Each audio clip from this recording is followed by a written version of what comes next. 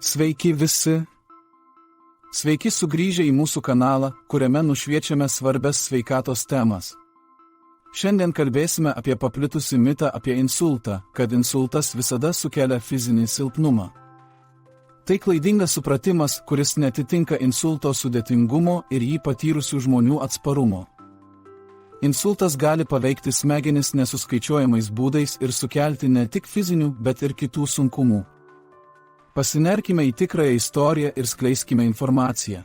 Insultas ištinka dėl to, kad sutrinka smegenų aprūpinimas krauju, todėl jos netenka deguonies ir maistinių medžiagų.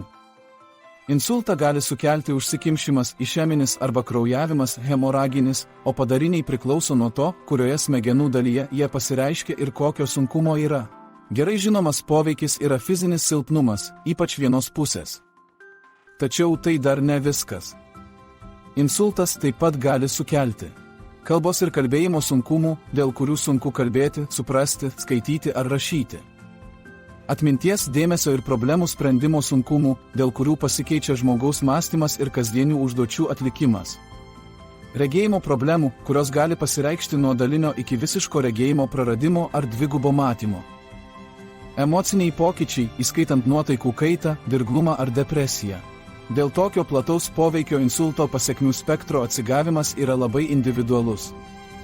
Reabilitacijos programos gali apimti fizinę terapiją judėjimui, logopediją bendravimui ir konsultacijas emociniai paramai, pritaikytas prie individualių poreikių. Labai svarbu suprasti visą insulto poveikio spektrą. Tai ne tik padeda geriau padėti insultą patyrusiems asmenims, bet ir visiems dalyviams nustatyti realius sveikimo tikslus. Sėkmė po insulto tai ne tik fizinių jėgų atgavimas, bet ir kitų insultą patyrusių sričių kalbėjimo, mąstymo, regėjimo ar emocijų valdymo pagerėjimas. Apibendrinant galima pasakyti, kad insultas yra sudėtingas, o jo padariniai yra labai įvairūs.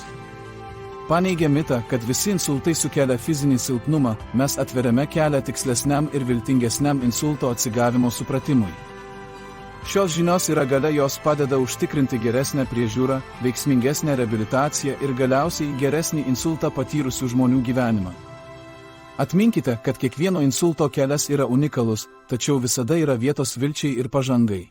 Jūsų sveikata yra jūsų turtas, o veiksmai dabar yra jūsų pergalė prieš būsimus apgailestavimus. Ačiū, kad žiūrėjote ir nepamirškite pamėgti, dalytis ir prenumeruoti, kad gautumėte daugiau sveikatos patarimų ir tiesų. Iki pasimatymo kitame vaizdo įraše.